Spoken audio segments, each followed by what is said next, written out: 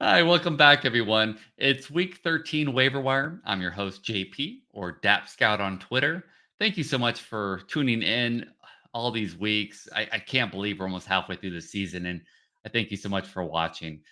If you have any questions about the Waiver Wire report, or if you'd like us to do a in-depth analysis of your league, your roster, or of course, what is on your waiver wire, you should come on down to fantasysixpack.net.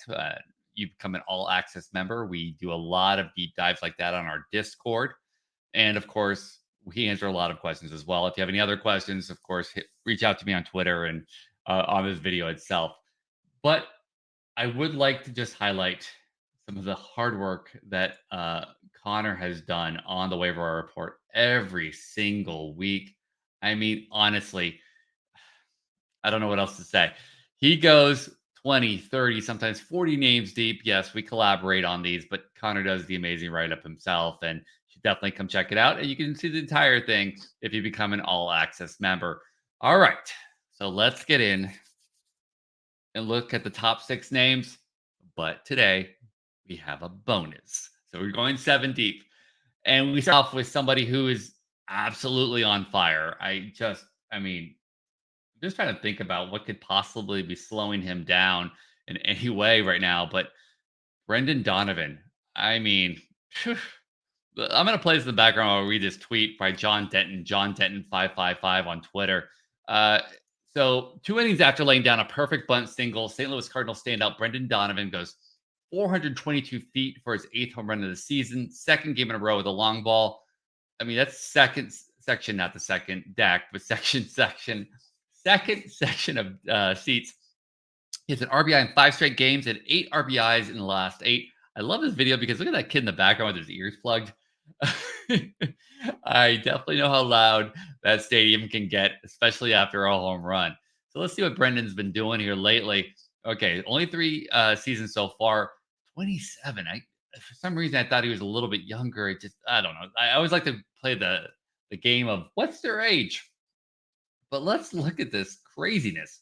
And that is the fact that 6.5% walks and 13.4 K percentage. We're going to see people with much higher rates than that in the K department. And the fact that he's doing this and gets a higher ISO than he did last year, 153, and 329 OBP with a 415 slugging. This is special. Let's just leave it at that, right? Yes, we have only 8 home runs, and we haven't, we've seen him in 126 games or so hit five, but I'm thinking he's well on his way to hit 20, maybe 25 home runs. And frankly, with as bad as St. Louis has been at some of these points, this is a very big bright spot. He has no issues with his playing time. He just needs to stay healthy. And I'm seeing some great things. The only thing he's not going to help you in is stolen bases. And frankly, we need to see some more base runners in front of him and really kick up those RBIs. But he's special in almost every aspect of that. And I just can't tell you enough. Brendon Donovan should be picked up for a couple reasons. Obviously, he's hot right now, but the fact that he is second base, third base, and in some base places, outfield and first base eligible. I mean, if you somehow haven't had any injuries, then you know what? Don't pick him up. But for the rest of us, you need to pick him up because he can fill in at least for one of those spots other than shortstop. And again, depending on your league, first base and outfield as well. But second base and third base by itself, considering how shallow some of those places have been with the injuries, performances, etc., Brendon Donovan should definitely be picked up in your league. Okay. Enough St. Louis Cardinals talk. Let's talk about somebody who's really resurrected their career, and that is Jesse Winker. Now, the thing with I typically try to show you like, some moving images and other things on Twitter, but I need to call out G Mueller. G Mueller on Twitter, he writes a fantastic article. Yes, it's paywalled. And guess what? Sometimes you should pay for articles. Sometimes you pay for great writing. I have a subscription to The Athletic and The Washington Post because I love to read some of this stuff and I love to, pay some of these people. If you can't, I totally get it. But if you have a chance to read Gene Mueller's report on Jesse Winker, he has a little quick Twitter, preview of what the article is. A Brewers bust finds new life with the Washington Nationals. The Nationals' Jesse Winker reshaped his body and revived his career. It is a phenomenal article. Should definitely take a deep dive into it. We'll look at his stats, but this at least helps you understand what's happened. It's not just a different approach in the batting or something of that nature. I mean, honestly, what happened last year, a lot of people left Jesse for dead, right? Like they weren't picking him up, or maybe they're doing a flyer or something of that nature. He's absolutely changed everything. And let's just look at his stats, right? So, first of all, uh, well, he only played 61 games last year. So, we're already over that average. But, 8 home runs. So, he's way above where he was. 35 runs, 34 RBIs in line, 12 stolen bases. That's not something I don't think anybody expected, especially considering you had zero, zero, and now 12. That's crazy. And we'll highlight a couple of things here real quick, but do want to go over the normal stats here. 13.5% walk rate, well in line. Doesn't really matter about revamping your body if you have a great discerning eye like Jesse does. And then he's actually dropped his K percentage, almost 3%. Still 25%, really palatable. 22% is fantastic. And the fact that he jumped up his ISO almost 100 points tells you that he's definitely added some strength. 265 average, 381 OBP. Wow, almost 400 OBP. That's nuts. And a 412 slugging percentage. Now let's go down here because I just want to show you something that definitely shows you a little bit more about when they say revamping his body. His ISO is up almost 100 points. 99. I'm sorry, 101 points. Even better, I guess. But yes, his BABIP is inflated. Uh, Unless you go back to the Cincinnati days, but then again, Cincinnati's a better park to play in than the Nationals park. Not saying from a perspective, it's beautiful. Washington Nationals, you have a beautiful ballpark. I'm talking about the fact that balls fly out of Cincinnati. But from a StatCast area, this is where I really wanted to get into. I mean, let's look at the fact that he's barreling the balls. Again, we have way more events here because he's hitting the ball more, but he's barreling ball more. Barrel percentage is up almost 4%, which is crazy. He's almost doubled his hard hit numbers. I don't care about the fact that he has 60 more, doubling your hard hit numbers. And his expected batting average is right almost in line with his current average. So it's not completely inflated. Again, look at this. It's only 10 points higher expected to slugging. So it's not like we're going to see a huge drop off here. It's somebody who's gone out, really decided that I am going to revive his career, and he's put in the work and he's just shown that he can do it. And I honestly wasn't believing at first, but now, especially after reading G. Mueller's article, I understand a little bit more because I wasn't really seeing a lot of changes in approach and those types of things that we can tell. But you can just see now that this might be able to hold on for the rest of the season. Just stay healthy, Jesse. We're really rooting for you here. But yes, definitely go out and pick Jesse Winker up off your waiver wire because he's available in a lot of places. Okay. For those of you who need pitching, and frankly, it seems like everybody needs pitching, there is somebody named Jonathan Cannon who just demolished the Houston Astros. I have two. I know I'm cheating here. I have two tweets here. Sox on 35th. Sox on 35th on Twitter. Jonathan Cannon's final line versus Houston. 8.2 innings pitched. Almost a complete game. 7 hits, 0 runs, 1 walk, 4 Ks, 106 pitches, 70 strikes, 9 swinging. I mean, look at that. That's filthy. That's a sweeper that stayed in the zone at the last minute and just dropped off. Just crazy. And then Mike, Chai Sox fan Mike on Twitter. My favorite Jonathan Cannon stat so far, only 6 walks and 32.1 MLB innings. I mean, if you ever watched his show, you know my issue with pitchers, first of all, because they always break my heart. And also, you know how much I hate walks. The fact that he is a rookie pitcher that is just destroying it and not walking people, that makes me happy. So let's look a little bit about this Jonathan Cannon fellow. But let's look at one thing in particular, right? This year, when he was in AAA, he went and he had a 4.3 walk per 9. And he's dropped that. Now, his K rate's gone down as well, but he went from 4.3 to 1.67.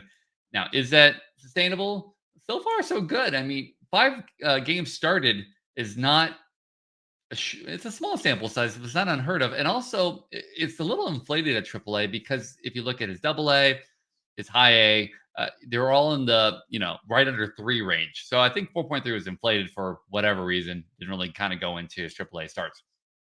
Also, I want to show you this part here. His ERA and expected ERA, right? I really love his expected ERA. There's always seems to be a regression to the mean here when it comes to expected ERA. The fact that it's 0.06 off from that lets us know that we maybe aren't in for a huge regression here, or rookie fallback, or whatever the heck you want to call it. So the only issues here, of course, are he's playing for the White Sox. Now the White Sox have been playing pretty darn good lately. They almost don't remember that it's supposed to be bad. That being said, I still wouldn't expect a lot of wins here, but at the same time, he can help you in a lot of other categories. First of all, whip. Did we not just say he doesn't walk a lot of people?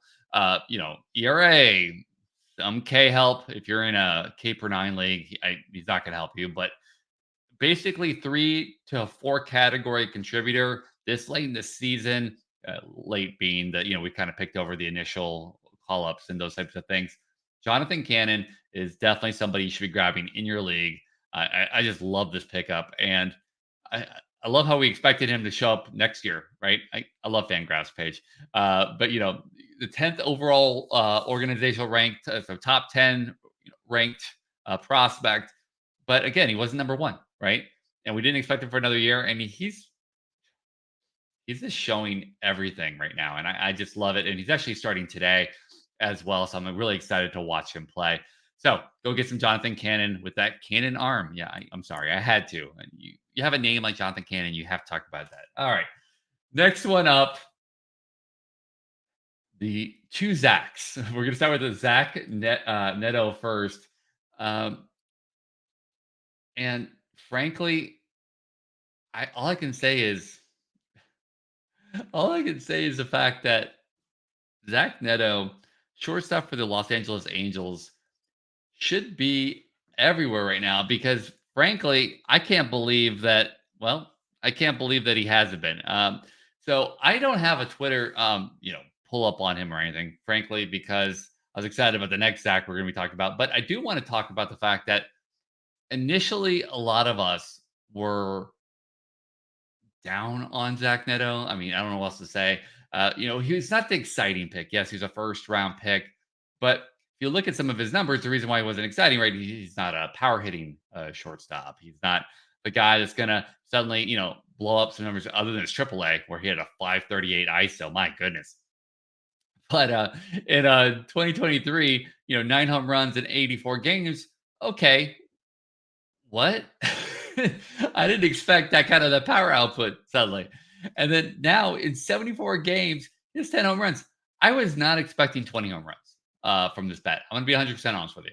Yeah, when you saw that AAA kind of spiked up here, yes, I saw some 800, the 800 slugging, 800 slugging. I thought that was more of a product of the park and product of playing in the minor leagues. Sometimes you see those numbers being inflated. And then, then it went down when he first came out with the Angels, 500 points, 377. But this year, he's really sustaining some power. And frankly, with as crazy as it's been, again, with injuries and things like that, a 23-year-old that's, well on its way to 20, possibly 25 home runs, and easily going to do 2020 season with almost 9 stolen bases. Neto is not owned enough in leagues. I think we saw it well below 50%. In some case, 30%. It's nuts to me considering how bad some of the shortstops have been out there. Considering how some people have just thrown away the shortstop position and just playing, well, shall we just say, some awful picks in some of my leagues. So Zach Neto is somebody who absolutely you should be looking at. And I know we initially thought, Los Angeles Angels, this dumpster fire, stay away from it. But no, Neto has definitely continued to perform there. I don't see huge RBI numbers just because, yes, the Angels have struggled a little bit here, to say the least, after losing Otani and some other players as well. But again, anybody hitting 300 OBP and a 433 slugging, I think can find a place on your roster, if not already with a 105 WRC plus. Yeah, I'm still blown away when I look at these stats. It's just nuts to me. Okay, enough with Zach Neto because I want to get to, well, I'm going to say my Zach Gelof of the Oakland A's. As you know, I'm a big A's fan, and I gave up on Zach because I had Zach everywhere, and I knew what I was in for. Right, low batting average, swing and miss stuff, but I was hoping the power was going to show through. He was going to be kind of my power bat, and I was going to create a floor everywhere else for his average. But he was just not doing it the first part of the season.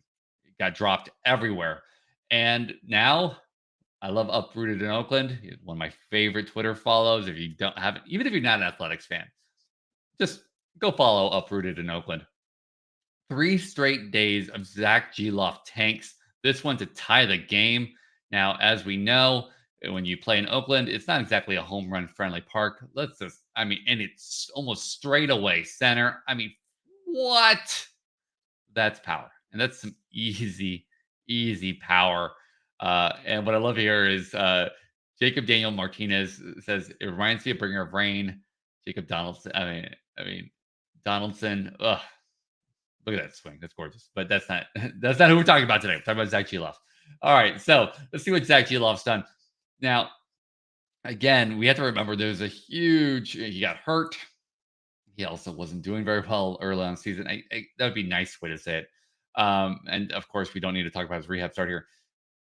So we're talking about his K rate, right? And we were talking about living with 27% K. Then it was highly inflated. Again, from early season, there's just no excuse for it. Yeah, he wasn't seeing the ball well. He wasn't hitting the ball. He was missing a lot. He was striking out a lot. It was just a bad time to have him. It's time to buy back in. 24 years old, 8 home runs, and like we just said, hitting home runs consecutive games. 22 runs scored, 21 RBIs, and 8 stolen bases. When he's on, he's easily a top 10, sometimes top 8 player because of the fact that he can just hit some long balls. I mean, I don't know what else to say there. It's just one of those things where if you look at again what he's done, 237 with his ISO, and typically 200 plus ISO, and somebody who I could easily see is still hitting 30 home runs as well. Here, this is what I wanted to show you. Look at this, right? Even with all the struggles that he's had, when he does hit the ball, I mean, almost a 40% hard hit rate back-to-back season so far. The barrel rate slowly coming up as well. When he hits the ball, he hurts the ball. That's all I can say. So go pick up Zach Gelof because, frankly, I don't know a lot of you who don't have at least one struggling player, either in that shortstop position, I'm sorry, second base position, or that utility position. Especially, here's the thing, right? We talked about it before. I'm going to tell you this again. Ride the hot hand. Zach Gelof is somebody who's very hot right now, along with Neto, but Gelof's getting really hot right now. Pick him up, throw him in utility. Should always have at least one position available for that hot hand, and Zach Gelof cannot be any hotter right now. Ride him. And if he hits another prolonged streak where he can't see the ball anymore, then drop him again. But right now he's free on a lot of leagues, so you should be going to go pick him up. Now, this is my favorite time of the show where I hit you over the head and I say, why haven't you picked up a player we talked about last week? Matt Waldron should be picked up everywhere, and we still don't see him nearly high enough. We saw him about 50% owned. I know we're not supposed to highlight this, but the fact that he is not owned universally 80, 90% is nuts to me. I want to highlight 2 tweets here. We don't need to go over the stats. If you want to look at stats, go to last week's waiver wire report. Let me just talk about this. Talking Friars on Twitter. Matt Waldron's last 8 starts, 7 innings pitched, 1 earned run. And he just looked 1, 2, 1, 1 earned run, 0 earned runs, 2 earned. I mean, just please give me more of this. And then also Trang on Twitter says, Me apologizing to Matt Waldron after seeing him post a 1.82 ERA in his last 8 starts and that knuckleball isn't weak. And the thing is, too, we've highlighted the fact that he's actually brought down his walk rate. He's not your typical knuckleballer in any means. Matt Waldron should be universally owned. I'm going to come back. I'm going to yell at all of you. If you don't go and pick him up right now, it's criminal at this point. You need to go pick him up. Pause the video. Go pick up Matt Waldron. All right. The bonus pick. Number 7. We're going to have a little fun here because I know he's been dropped in your league. I'm looking at you. I know he's been dropped. And frankly, do you not know who this man is? Clayton Kershaw. Clayton Kershaw is a future Hall of Famer. Clayton Kershaw is almost back. Clayton Kershaw just had his debut rehabbing, and yeah, he looks pretty good. Yes, I know it's minor leagues, but the fact that he didn't walk a lot of people, the fact that he didn't give up, a home run or tinkering of the pitch, 36 pitches, 26 strikes, 3 innings pitched, 1 earned run, 5 Ks, 1 walk. It's Clayton Kershaw.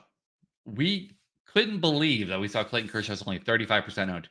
He should be on your, if you have a IL spot, Clayton Kershaw should be there. Oh, sorry, 57%. I said 37%.